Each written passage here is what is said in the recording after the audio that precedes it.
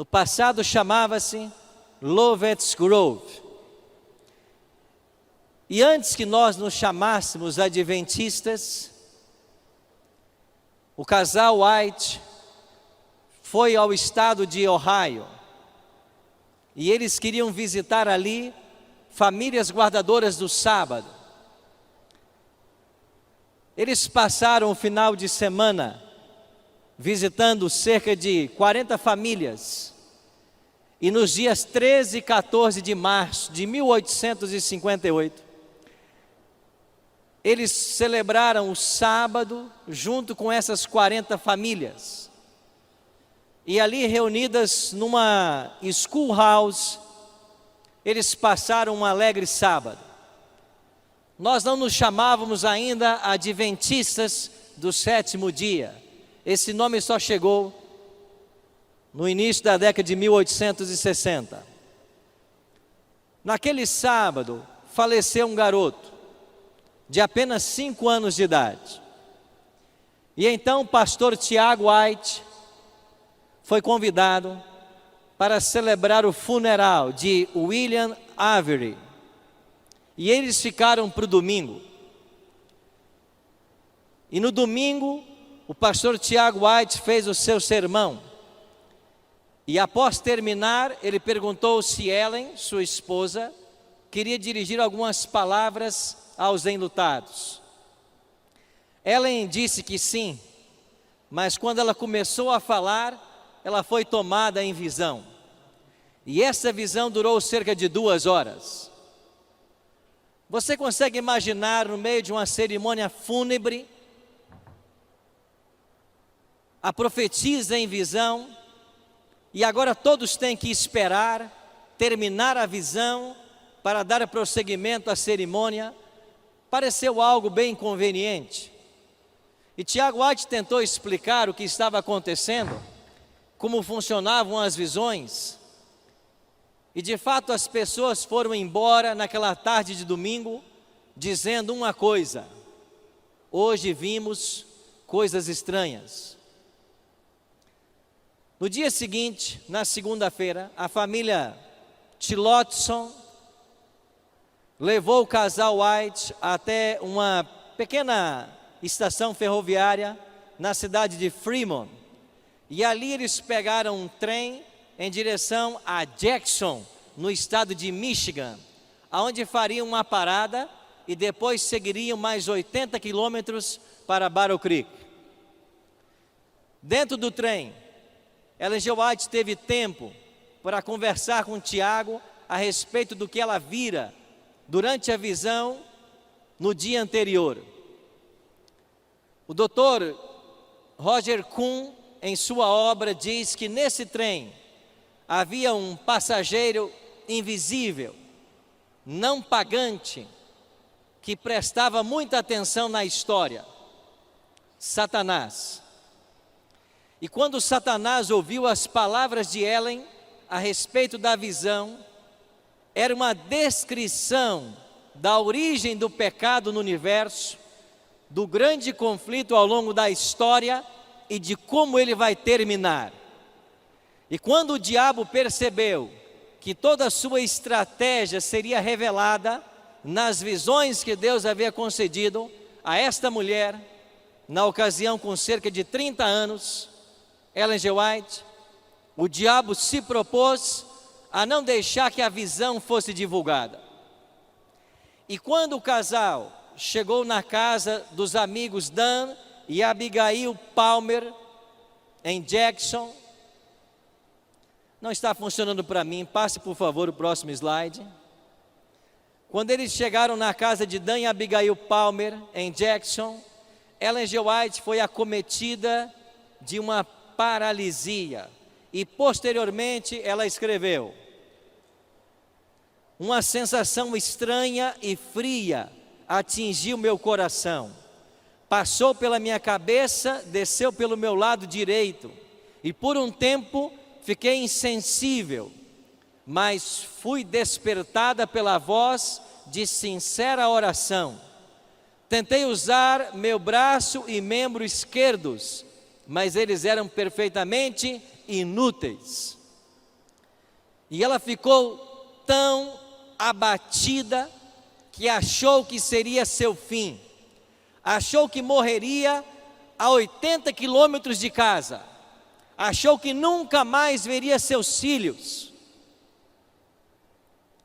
Mas Deus levantou sua profetisa. Tiago White a ajudou no trajeto até Battle Creek. E quando lá chegou, ela estava tão enferma, mas Deus disse que ela precisava escrever o que ela havia visto. Passa para mim. E aí na sua casa em Battle Creek, ela escrevia uma página por dia e descansava 3 dias. Escrevia mais uma página e descansava mais 3 dias. E Deus revelou então para ela que o ataque de paralisia que ela sofrera na casa de Dan Palmer tinha sido o próprio Satanás tentando estrangulá-la. Ele tentou matá-la para que a visão não fosse escrita, mas Deus preservou sua vida para que esta informação viesse à tona. E no mês de setembro daquele ano, saiu o que nós chamamos de Spiritual Gifts, volumes 1 e 2, que depois veio a ser traduzido como A Grande Controvérsia entre Cristo e Satanás. Um manuscrito de 219 páginas, desmascarando a obra de Satanás e dando para nós uma visão clara do grande conflito. Nos anos posteriores, Ellen G. White terminou os volumes 3 e 4 de Spiritual Gifts e escreveu 4 volumes, chamados O Espírito de Profecia. E depois eles foram atualizados. E a partir de 1888, nós temos a publicação daquilo que nós chamamos a série do grande conflito. O desejado de todas as nações, patriarcas e profetas, profetas e reis e Atos dos Apóstolos. O que sabemos sobre a origem do mal nesse universo?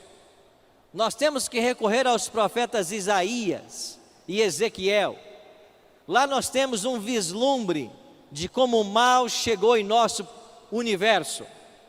O profeta diz: como caíste do céu, ó estrela da manhã. E no verso 13, tu que dizias no teu coração: eu subirei ao céu, acima das estrelas de Deus, exaltarei o meu trono.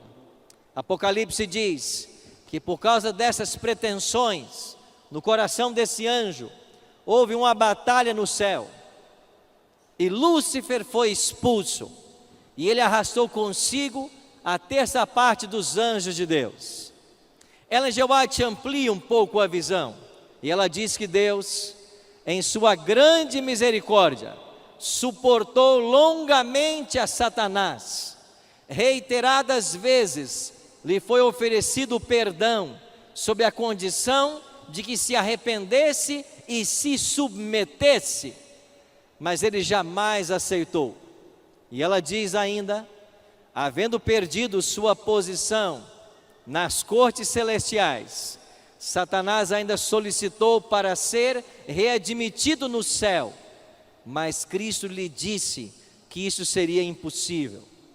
O próprio Satanás deixou a presença de Cristo, plenamente convencido de que não havia possibilidade de ser reintegrado no favor de Deus. E uma vez que ele perder a chance de continuar na presença de Deus, ele tornou-se o grande inimigo.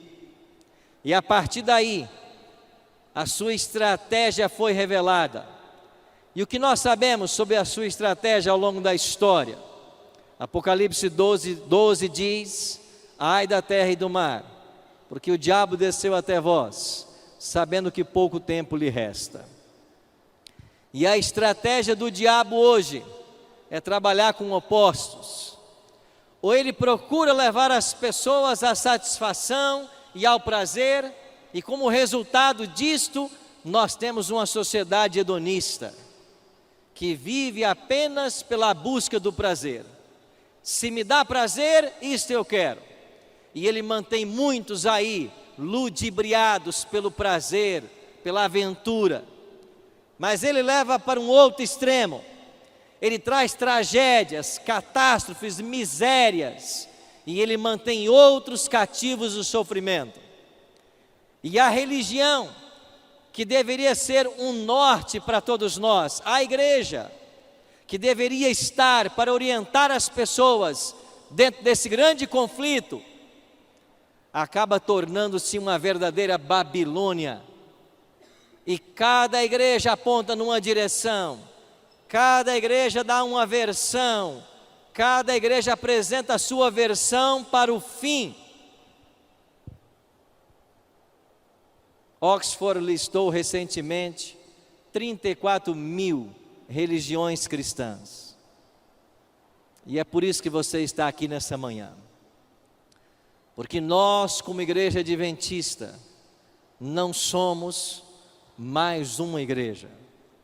Nós somos a igreja. Porque Deus colocou sobre os meus ombros e sobre os seus ombros uma sagrada responsabilidade. Não existe outra igreja na face da terra que tenha uma visão tão clara a respeito do grande conflito, como ele se desdobra e como ele vai ser concluído. E nós temos uma missão profética de nos unirmos ombro a ombro e advertirmos o mundo a respeito do fim e da volta de Cristo. Ellen G. White tem 2 textos que eu queria ler com vocês. O primeiro deles em Testemunhos Seletos, volume 2. Não temos tempo a perder. O fim está o quê, irmãos? Próximo. Segundo a luz que me foi dada por Deus, diz ela, sei que as potências das trevas estão trabalhando com intensa energia que procede de baixo, e a passos furtivos vai Satanás avançando para se apoderar dos que agora se acham distraídos, qual lobo que se apodera da presa. Muitos estão ensinando que o diabo não existe, muitos estão fazendo brincadeira com ele, mas ele está furtivamente desenvolvendo sua obra e levando milhares à ruína, e nós não temos tempo a perder. E ela faz uma outra advertência em Testemunhos Seletos, no volume 3. Os membros da igreja devem estar sempre prontos para entrar, quando, amigos? Imediatamente em ação. Aonde quer que vejamos o trabalho por fazer, devemos lançar-nos a ele e executá-lo, olhando para quem? Para Jesus, constantemente para Jesus. E se cada membro fosse um missionário vivo, o evangelho seria rapidamente proclamado em todos os países, a todos os povos, nações e línguas. Mateus 24:14 se cumpriria, e então Jesus voltaria. Por isso eu e você estamos aqui nessa manhã. Nós somos os membros desta igreja, e o apelo para mim e para você é que nós sejamos um missionário vivo, aonde quer que estivermos. Aí temos que ser um missionário. E Deus tem pressa em sua obra. O Espírito Santo está trabalhando de forma extraordinária, e Ele está precisando de homens e mulheres que se coloquem ao seu dispor para uma obra sobrenatural. Outro dia eu recebi uma ligação da Bahia. Um senhor disse assim: Pastor Arilton, o senhor pode vir até aqui na nossa cidade, me batizar? Eu perguntei: você não tem uma igreja adventista aí perto? Ele disse: não, pastor, nós moramos numa vila no interior da Bahia, não tem igreja. A igreja mais perto mais próxima está a 40 quilômetros.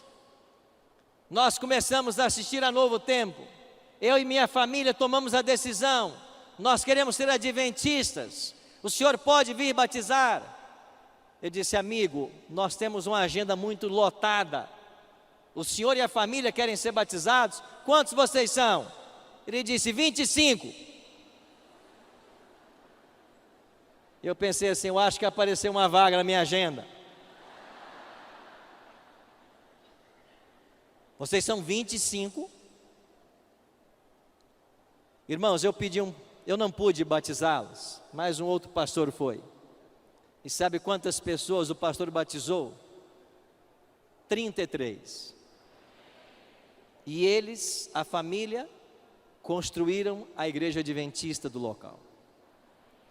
O Espírito Santo tem pressa.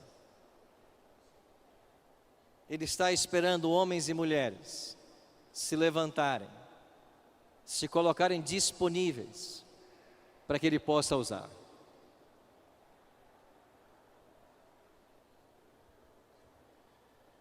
Eu queria mostrar para vocês um convite. Isso é um convite de Semana Santa. Ele foi distribuído num bairro da periferia, lá da Grande Vitória, no Espírito Santo.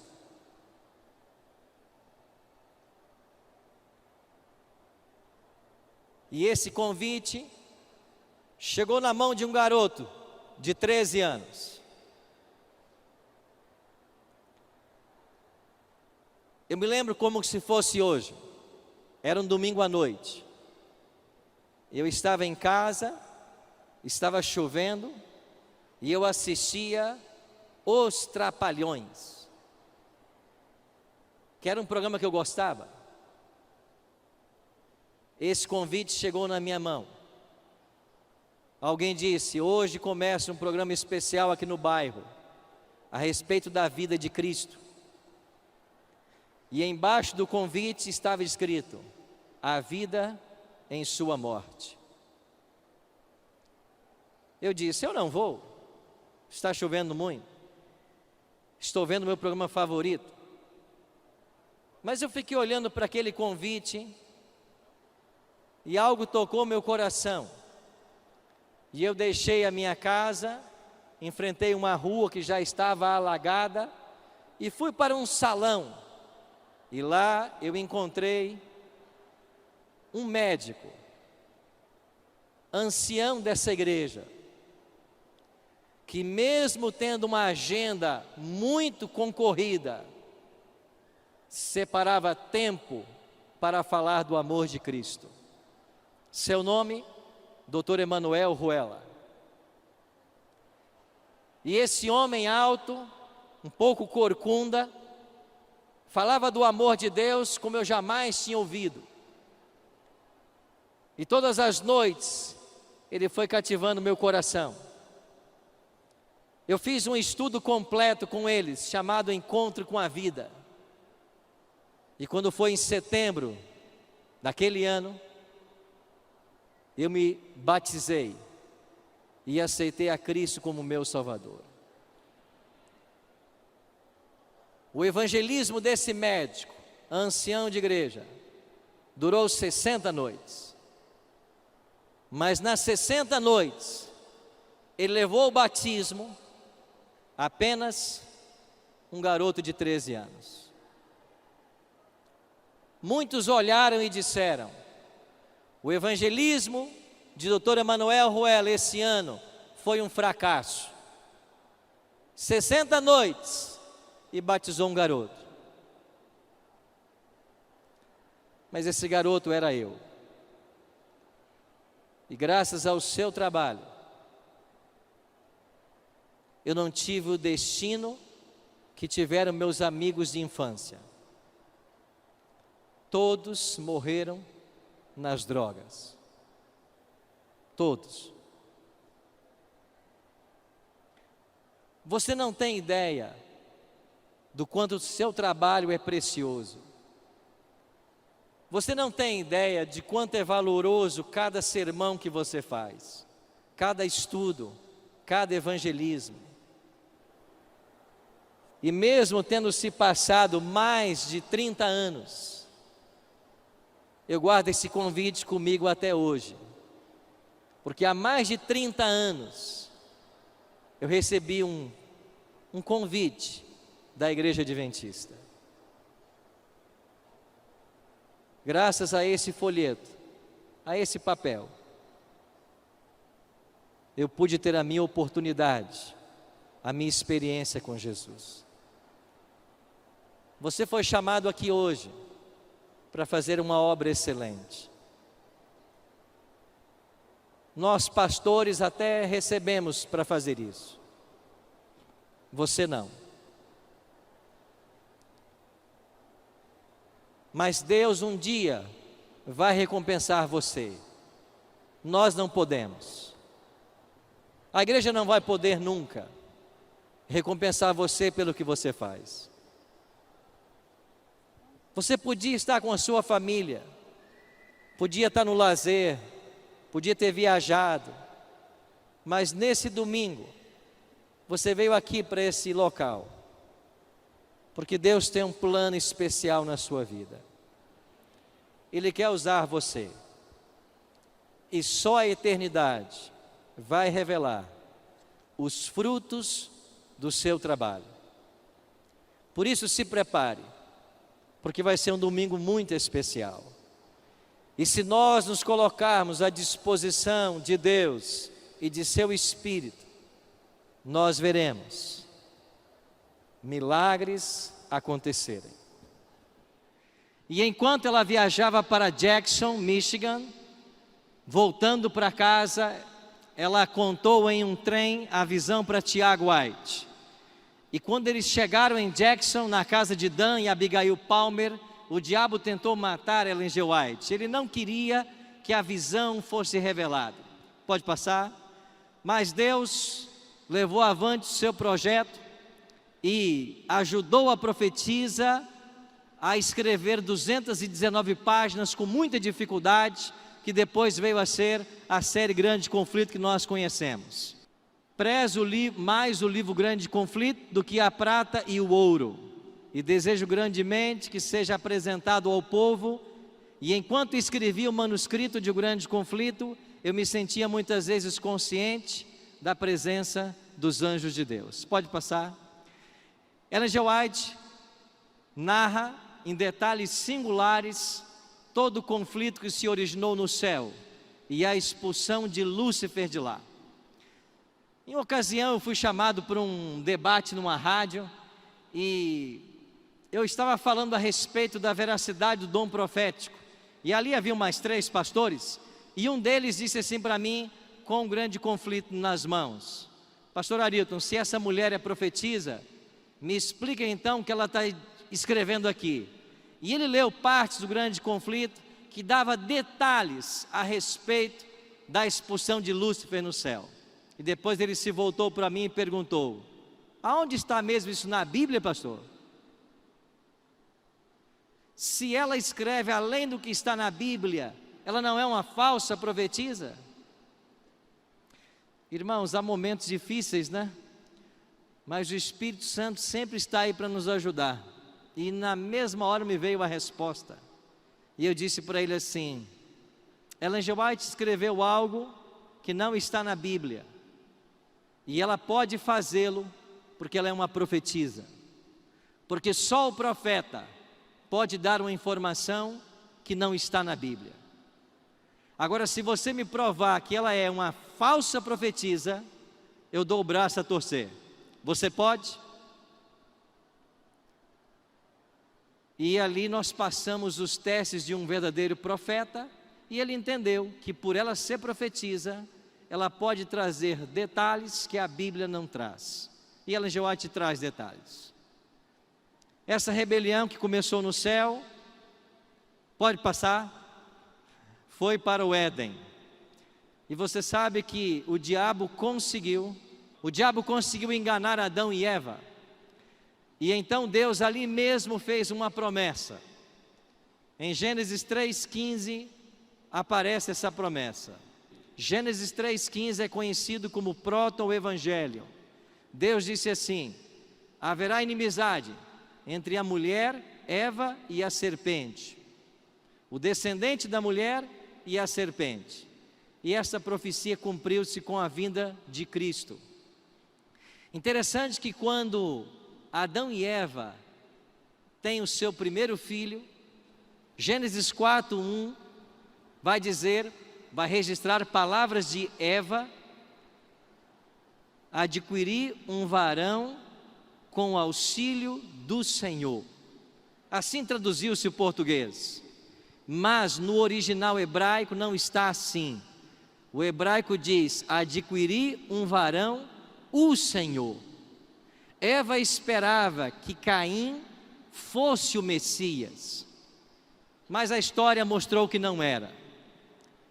Depois Deus estabelece a aliança com Noé, os filhos de Noé. Um deles era Sem, as famílias semitas, e foi com as famílias semitas que Deus estabeleceu sua aliança. Mas a inimizade colocada entre a serpente e o descendente da mulher já começou desde o paraíso. E quando nós chegamos nas famílias de Noé, Sem, Cão e Jafé, é a família de Sem que vai manter a aliança. 10 gerações depois de Sem, chega Abraão. Abraão foi pai de Isaac, pai de Jacó. Jacó teve 12 filhos, 12 tribos. E o que fez o diabo com essas 12 tribos? Ele perseguiu-as. No ano 722 a.C., ele consegue destruir 10 das 12 tribos. E das duas que sobraram, Judá e Benjamim, elas vão parar em cativeiro. E nós temos o cativeiro babilônico, 70 anos de escravidão. Mas lá no cativeiro babilônico, o povo já tinha a promessa de um libertador, seria Ciro. E quando Ciro conquista a Babilônia, autoriza o povo judeu a voltar para Jerusalém, poucas famílias voltaram. Mas aqueles que voltaram, reconstruíram a cidade e o templo. E no dia de reinaugurar o templo, ali estava 2 profetas de Deus.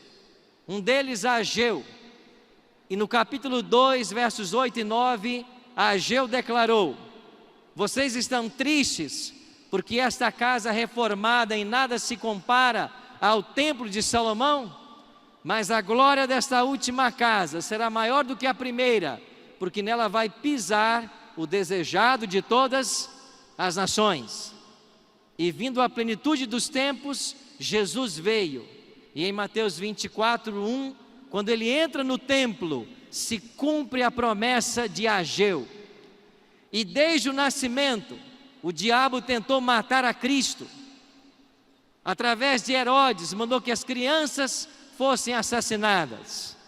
Não deu certo. Deus preservou a vida do Filho de Deus, do seu Filho. Na cruz, o diabo achou que havia se tornado vitorioso. E quando Cristo foi colocado no sepulcro na sexta-feira, os demônios se apinharam em torno da sepultura dele. E era a intenção de Satanás que Jesus nunca mais saísse daquele sepulcro. Mas você conhece a história. Um poderoso anjo veio do céu, removeu a pedra e então disse: filho, teu pai te chama. E Cristo, pelo poder que havia nele, se ressuscitou. E quando Cristo vence a morte, ele vence Satanás. E ele agora pode estender a vida eterna para todas as pessoas que o aceitarem como Salvador. Quer tentar, por favor? Aqui deu certo? Ok. Agora, uma vez que Satanás não conseguiu destruir a Cristo, nem mantê-lo na sepultura, o ódio dele se volta contra a igreja de Cristo. É o que vai dizer Apocalipse 12, verso 6. Depois 12, 17. O diabo irou-se contra os seguidores de Cristo. E logo no ano 67, 2 baluartes da igreja cristã primitiva, Pedro e Paulo, são mortos por ordem de Nero. No ano 70, Jerusalém foi destruída. E do ano 72 até o ano 80, os judeus escravizados na destruição de Jerusalém foram forçados a construir o Coliseu Romano. E quando o Coliseu foi inaugurado, morreram 10.000 animais selvagens e 5.000 cristãos nos meses de festa inaugurando o Coliseu. Até hoje o Coliseu permanece como um símbolo de milhares que ali depuseram suas vidas por amor a Cristo. Mas Apocalipse 12 diz que essa perseguição à mulher duraria 1260 anos. E nesses 1260 anos, o diabo perseguiu aos que buscavam ser leais à palavra de Deus. Podemos mencionar entre eles os valdenses, os albigenses, os huguenotes, um povo pacífico que buscava seguir a vontade de Deus e sua palavra. Foram perseguidos e mortos. No século XII, o diabo estabeleceu, quem sabe, o seu pior estratagema, o Tribunal do Santo Ofício. E nesse tribunal, as pessoas eram declaradas hereges pelo simples fato de não aceitarem a autoridade da igreja romana e por desejarem manterem-se leais à palavra de Deus. Existem historiadores que afirmam que nesses 12 séculos morreram cerca de 150 milhões de cristãos. O diabo perseguindo todo aquele que amava a Bíblia e ao Senhor Jesus. O grande conflito se intensificou na história. Cristo mesmo declarou que se esses dias não fossem abreviados, nenhuma carne se salvaria. E o que trouxe a abreviação, as perseguições da Idade Média, foi o movimento da Reforma Protestante. Mas antes que a Reforma chegasse, aí nesse mesmo prédio, na cidade de Constança, na Alemanha, foram condenados à fogueira John Hus e Jerônimo de Praga. E quando chegamos na Reforma Protestante, o maior expoente desse movimento, Lutero, também foi severamente provado. E Lutero foi chamado a Worms para defender a sua visão. E a igreja romana queria que ele renunciasse àquilo que ele ensinava em seus livros. E lá em Worms, a igreja intencionava matá-lo. Mas por ajuda, ou com a ajuda de Frederico, o sábio da Saxônia, Lutero foi sequestrado e levado para um castelo, onde ele passou 10 meses em segurança. Aí está o castelo de Wartburg. E esse Frederico sábio era apaixonado com a causa de Lutero. E ele disse para os seus soldados: eles vão matar Lutero, para que não matem, vocês o sequestrem e coloquem ele nos meus domínios, mas num local aonde eu não saiba, porque se eles descobrirem o meu apoio e me torturarem, eu não poderei entregá-lo. E por 10 meses Lutero ficou aí, oculto nesse castelo, de onde traduziu o Novo Testamento para o alemão. E quando todos pensavam que Lutero estava morto, o povo estava tendo a Bíblia na sua língua. O autor de Hebreus capítulo 11 diz que todos esses que morreram ao longo da história eram homens dos quais o mundo não era digno. E quando nos aproximamos do fim agora do grande conflito, Ellen G. White faz uma previsão.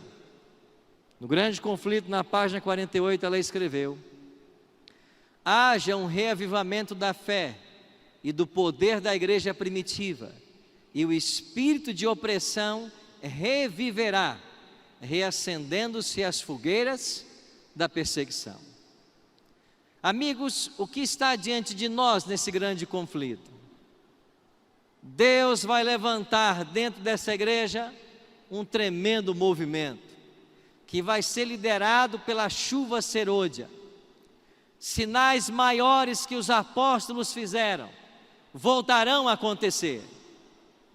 E quando esses sinais começarem a acontecer, quando as 3 mensagens começarem a ser pregadas no poder do Espírito, as perseguições voltarão. Mas quem está preocupado com perseguição? Nós devemos estar preocupados em estar prontos para receber esse poder.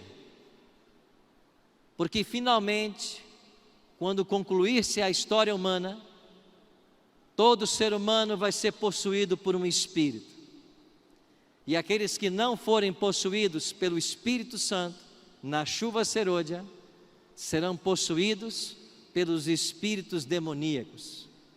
Porque os 4 anjos soltarão os ventos, e o ser humano ficará entregue à mercê de Satanás.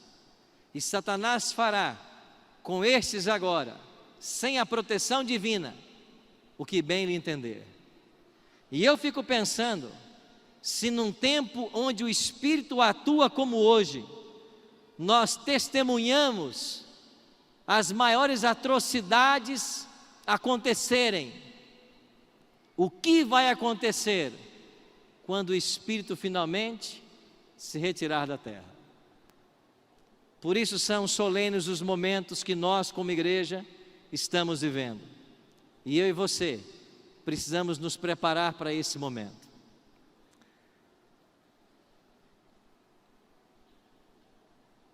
Último, passa para mim, por favor. Ok. Apocalipse 13:15. Traz para mim e para você uma profecia. E foi-lhe dado comunicar fôlego à imagem da besta, para que não só a imagem falasse, como ainda fizesse morrer quantos não adorasse quem? A imagem da besta. Ou seja, a questão da adoração vai dividir a humanidade.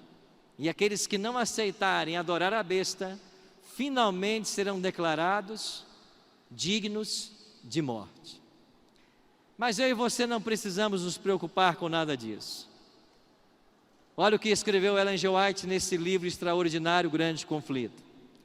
Posto que um decreto geral haja fixado um tempo em que os observadores dos mandamentos poderão ser mortos, seus inimigos, em alguns casos, se antecipam ao decreto e, antes do tempo especificado, se esforçam por tirar-lhes a vida.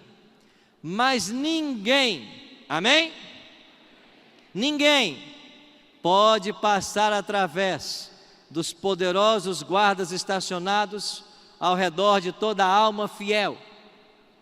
Alguns são assaltados ao fugirem das cidades e vilas, mas as espadas contra eles levantadas se quebram e caem tão impotentes como a palha.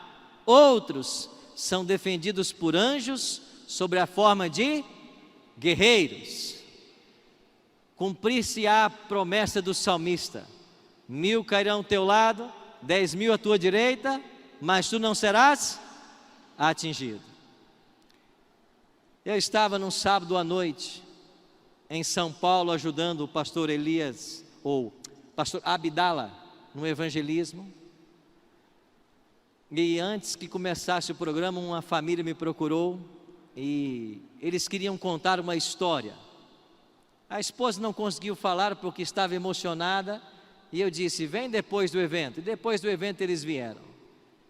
Ela continuava emocionada, e o esposo então disse assim para mim: pastor, ela não consegue contar a história, deixa eu contar. Está aqui minha esposa, meu filho de 5 anos. O senhor se lembra um Bíblia Fácil que o senhor teve, e haviam ali vários pastores evangélicos, e vocês discutiram muito sobre o livro de Daniel e sobre a identidade de Miguel? E eu disse: claro que eu me lembro. Foi a temporada mais difícil de gravar no programa Bíblia Fácil. E ele disse: pois bem, eu e minha família estávamos assistindo no sábado à tarde o programa, e na hora que o senhor começou a discutir com um outro pastor a identidade de Miguel, e o senhor dizia que Miguel é Cristo, e ele dizia que Miguel era um anjo. Esse meu filho de 5 anos estava sentado no sofá conosco, e ele, pastor, deu um salto do sofá e foi para perto da TV e disse assim: papai, mamãe, olhem aqui. E nós perguntamos: o que, filho? E ele disse assim: um anjo poderoso ao lado do pastor Arilton. E eles disseram: nós não estamos vendo, filho. E o nosso filho insistia: pai, mãe, olha aqui, do lado do pastor Arilton, um anjo enorme de branco, o senhor não está vendo? E naquele sábado à noite, com Marcos Gabriel, eu entendi por que aquela temporada foi a mais difícil de ser gravada. Porque quando o evangelho eterno é pregado, a oposição é levantada. Mas todas as vezes que entrarmos no terreno para resgatar almas sinceras, os anjos de Deus estarão conosco. Você colocou um desafio no papel esta manhã. Nunca se esqueça: ao você sair para fazer o trabalho de Deus, mesmo que você não veja, os anjos irão com você. E eles irão para proteger você, para guardar você e para dar a você a certeza da vitória. E agora, no tempo do fim, pós 1798, pós supremacia papal, o Apocalipse declara o seguinte: irou-se o dragão contra a mulher e foi pelejar com os restantes da sua descendência, o último remanescente. Quem são eles? Primeiro, os que guardam os mandamentos de Deus. E em segundo lugar, primeiro eles guardam os mandamentos de Deus. A lei de Deus hoje está sob forte ataque, e você vai encontrar muita gente por aí criticando os mandamentos, se não criticando o sábado. Mas eu e você somos os reparadores de brechas, e nós devemos exaltar a lei de Deus. Outro dia me perguntaram: vocês adventistas só falam sobre a lei sábado? E eu disse: se nós não falarmos, quem vai falar? Então nós temos que exaltar a vigência da lei de Deus. Esta é a norma do juízo. Todo ser humano vai ter que dar conta um dia do bem ou mal que fez por meio do corpo, mas a norma será a lei. E além da lei, nós temos o testemunho de Jesus, que de acordo com Apocalipse 19:10, é o espírito da profecia. Deveria haver nesse remanescente do tempo do fim um profeta moderno. E nós temos em Ellen G. White uma profetisa moderna. Todos os testes da Bíblia, quando aplicados a Ellen G. White, ela passa em todos eles. A igreja adventista não é mais uma igreja, como eu disse hoje pela manhã. Ela é a igreja remanescente. Deus vai usar os sinceros desta igreja para concluir a pregação do Evangelho. E eu e você estamos aqui porque nós queremos estar entre estes que vão dar à trombeta o sonido certo. Agora nós estamos passando por uma crise de identidade dentro da igreja. E alguns estão temendo o futuro do adventismo. Isso já estava escrito no livro A Mão de Deus ao Leme, quando no seu prefácio, o pastor Joel Sarli declarou de que a história dos organismos religiosos ensina que a terceira geração de membros enfraquece a textura do movimento, porque perde o contato com os fundamentos escritos e defendidos pelos pioneiros. Deixa eu perguntar para você: a igreja adventista hoje é a mesma de 30 anos atrás? Não. E por que não é? Porque quanto mais distantes de Ellen G. White, quanto mais distantes de José Bates, Uriah Smith, etc., nós corremos o risco de perdermos nossa identidade. E alguns estão falando já sobre o fim da igreja como um organismo vivo. Este autor David Mulber, que é um sociólogo da religião, ele diz que toda igreja tem 5 ciclos de vida. E quando chega o quarto, que é a institucionalização, o movimento se desintegra. E mesmo ele não sendo adventista, ele faz uma análise da igreja adventista.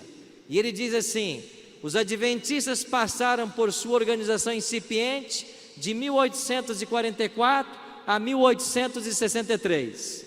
Em 1863 foram formalmente organizados.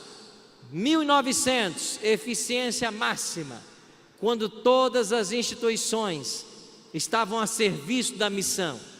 1950, ele aponta que começou o processo de institucionalização da igreja e que o próximo passo será a sua desintegração. Será que isso vai acontecer com o adventismo?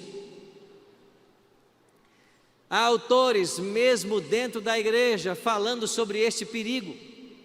Por exemplo, Ron Spears escreveu O Adventismo em Crise. George Knight, a senhora gorda do reino, falando do perigo da institucionalização. William Johnson falou de um adventismo fragmentado. A pergunta que vem para mim e para você é: será que Deus tem um plano B? Vai surgir um outro movimento mais leal à revelação divina? Os que estão dizendo que sim, estão apontando para o movimento cíclico da história. E eles dizem o seguinte: olhe para o povo de Israel. Era o povo de Deus no Antigo Testamento, deixou de ser, porque não viveu à altura do que Deus esperava. Então Deus levantou a igreja cristã primitiva, mas esta igreja organizada com os 12 apóstolos, ela também vai cair da fé, e Deus vai tirar dela os sinceros e levar para o deserto. Depois tivemos o movimento da Reforma Protestante, que acontece dentro dos 1260 anos em que a igreja estaria no deserto. Mas o movimento da reforma não reformou tudo o que pretendia, e eles cometeram excessos. E então veio o movimento milerita, e do movimento milerita surgiu a igreja adventista. Então a pergunta que fica é: será que Deus vai usar outro movimento como tem usado até aqui na história? Eles até estão citando Ellen G. White, e Ellen G. White tem um texto que diz: por não haverem cumprido o propósito de Deus, os filhos de Israel foram abandonados e o convite divino estendido a outros povos. Se estes, falando dos adventistas, também se provarem infiéis, não serão da mesma maneira rejeitados. Então vem a pergunta: poderia a nossa igreja ser substituída por um outro movimento mais leal à revelação divina? Para responder essa pergunta, temos que considerar 3 fatores. O primeiro deles, a natureza profética do movimento adventista. A igreja adventista é, no mundo, a única igreja que tem certidão de nascimento. Nós nascemos no dia 22 de outubro de 1844, conforme apontava a profecia bíblica de Daniel 8, 9 e Apocalipse 10. Nós não surgimos porque 2 pastores brigaram. Nós não surgimos porque alguém um dia acordou e teve uma ideia: eu vou fundar uma igreja. Não, nós surgimos como resultado de uma profecia. Seremos nós substituídos? Não. Por que não? Porque nós somos a igreja da profecia. Amém? Segundo motivo, nós temos um profeta moderno. Na hora que Deus tinha que levantar essa igreja, em 1844, Deus tinha que suscitar um profeta. O diabo sabia disso e havia levantado nos Estados Unidos milhares de falsos profetas.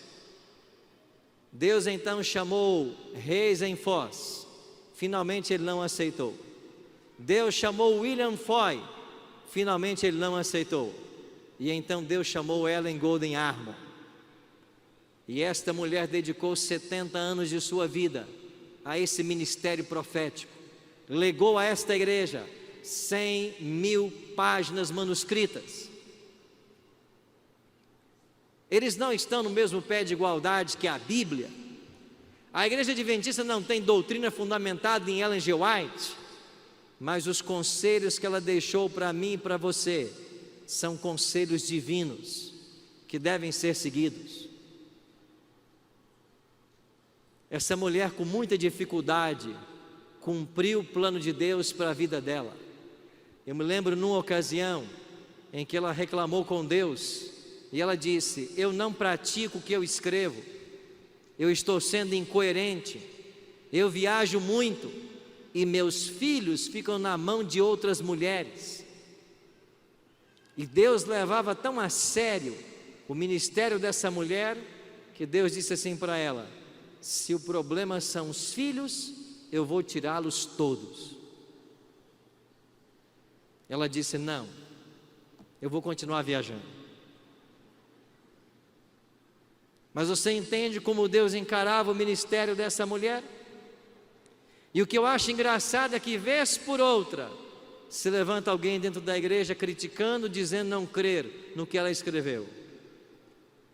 Você tem esse direito. Agora, ache nos escritos dela alguma coisa que não está de acordo com a Bíblia. Não critique sem saber. Não seja Maria vai com as outras. Não vá pela cabeça de outros. Terceiro, a igreja adventista tem uma visão de sacudidura escatológica. Por isso ela não vai ser substituída por um outro movimento. O que significa essa visão? Eu vou exemplificar nesse gráfico. A igreja adventista é a igreja remanescente, mas dentro do remanescente você tem o trigo e o joio. E lá fora está a Babilônia, a confusão religiosa que se assentou em nossos dias. Mas dentro de Babilônia você tem o fiel e o infiel. O que será a sacudidura escatológica? Sairá do adventismo o joio, e ele vai para a Babilônia, e os sinceros de Deus em Babilônia virão para o remanescente. Esse movimento já começou, e toda vez que alguém se levanta e começa a falar contra essa igreja, ele se caracteriza joio, porque a profetisa escreveu: fraca e defeituosa como possa parecer, esta igreja é a menina dos olhos de Deus. E quem fala desta igreja está colocando o dedo nos olhos de Deus. Fraca e defeituosa como possa parecer. Dentro da igreja você tem o trigo e o joio, mas não é a nossa missão separar. É o próprio Cristo quem vai separar. E Ele mesmo disse: eu tenho muitas ovelhas que não são desse aprisco, a mim convém conduzi-las. Elas ouvirão a minha voz, e haverá um só rebanho e um só pastor. Eu fico feliz com esse texto, porque não é missão minha conduzir os sinceros, nem sua, é missão dele, mas Ele quer usar você. Ele escolheu depender de você. Para o Bíblia Fácil, as pessoas se inscrevem mandando vídeos. E um tempo atrás eu recebi um vídeo que dizia assim: um homem, um fazendeiro do Mato Grosso, ele disse assim: eu não acredito em Deus, não acredito na Bíblia, mas se me chamarem para esse programa, eu vou. Foi isso o vídeo dele. Eu não acredito em Deus, não acredito na Bíblia, mas se me chamarem eu vou. E quando eu vi o vídeo, eu disse para a produção: esse é o tipo de gente que nós queremos, chamem ele.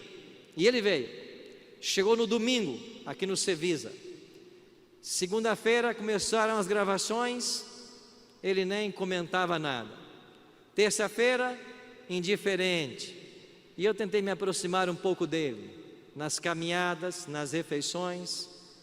Tentei cativar a atenção dele. E ele começou a se interessar aos poucos.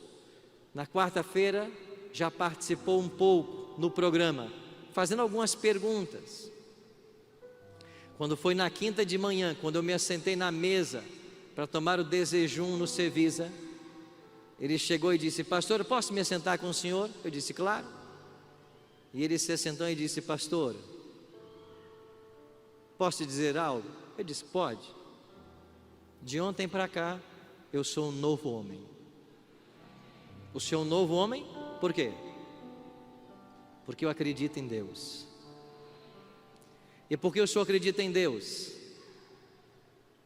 Porque ontem ele falou comigo. O senhor me batiza?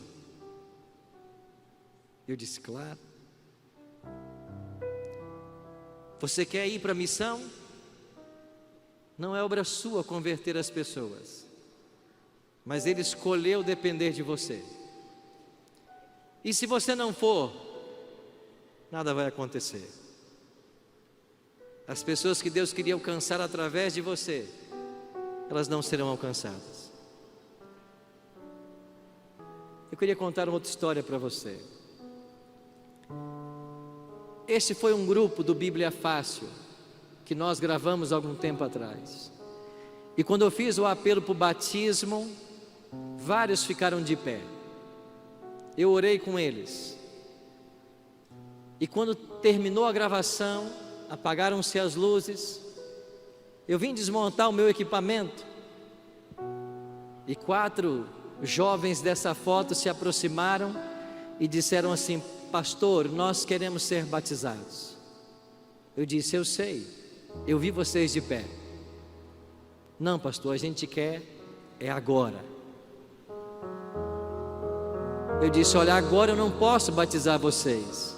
Eu vou explicar como funciona. Vocês irão para a igreja, um pastor vai cuidar de vocês.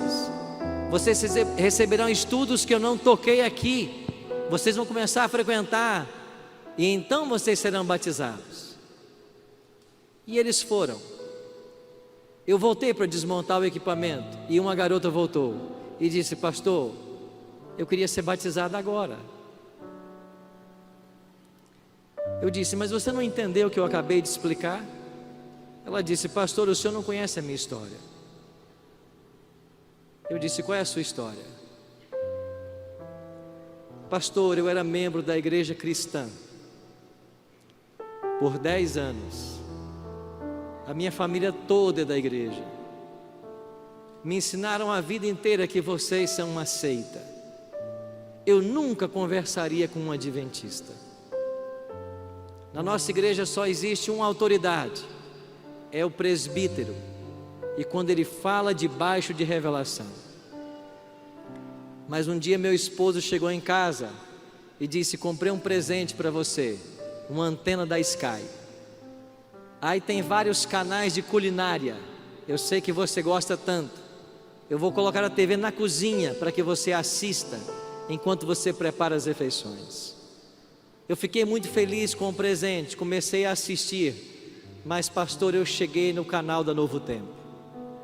E quando eu comecei a ver o que os pastores pregavam na TV Novo Tempo, e que eu nunca havia aprendido em 10 anos na igreja, eu entrei num conflito. Eu chamei meu esposo e disse para ele: olha o que esse povo está ensinando. E o meu esposo disse: este canal é de uma seita, nunca mais sintonize. Mas eu não ouvi meu esposo, eu continuei assistindo. O Espírito de Deus trabalhou no meu coração, e chegou num momento que eu entrei num conflito tão intenso, que eu me coloquei de joelhos e disse para Deus: se esse canal tem a verdade, eu quero uma revelação do Senhor. No dia seguinte o telefone lá de casa tocou. Era o produtor do Bíblia Fácil, Davi. E ele disse para mim: você foi selecionada para gravar com o pastor Arilton Bíblia Fácil. E eu disse: eu fui o quê? Selecionado? Eu não me inscrevi em lugar nenhum. Como é que você tem o meu telefone? Como é que você sabe o meu nome? E o produtor, sem entender nada, disse: eu não sei. Eu só sei que o seu nome está aqui entre aqueles que querem gravar com o pastor Arilton. E ela disse: mas eu não me inscrevi em lugar nenhum. Como você sabe meu nome? E enquanto ela discutia com o produtor, ela se lembrou da oração do dia anterior. E disse: é Deus me respondendo. Ponha meu nome, eu vou. E é por isso que eu estou aqui, pastor. E quando o Senhor fez o apelo para o batismo, eu peguei meu telefone e eu fui lá fora. E eu liguei para o meu esposo. Ele disse assim: você vai se batizar? Ela disse: eu vou. E ele disse: então escolha entre ser batizada e o seu casamento. Se você se batizar, não precisa voltar para casa. O casamento está acabado. E eu disse para o meu esposo: pastor, você está pedindo para mim escolher entre você e Cristo? A escolha está feita. Eu fico com Jesus. Pastor, eu não tenho mais esposo. Eu não tenho mais casa para morar. A minha família certamente vai me abandonar. E o senhor não vai me batizar? Na mesma hora eu desci para a piscina e batizei essa garota. Ela voltou para casa. O esposo perguntou: você se batizou? Ela disse: sim. Aqui não é a sua casa mais então. E ela foi expulsa de casa.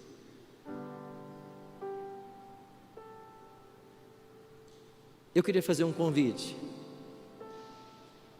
Tem alguém nessa tarde que ainda não passou pelo santo batismo, mas você está aqui porque você tem no seu coração desejo de servir a Cristo e de ajudar a salvar outros. Eu queria convidar você, se tem alguém que não é membro da igreja, mas queria agora tomar sua decisão também pelo batismo e por Jesus. Tem alguém? Você quer vir aqui à frente? Vamos orar. Pai, muito obrigado por esses milagres que testemunhamos hoje à tarde, por essas vidas que se entregam ao Senhor.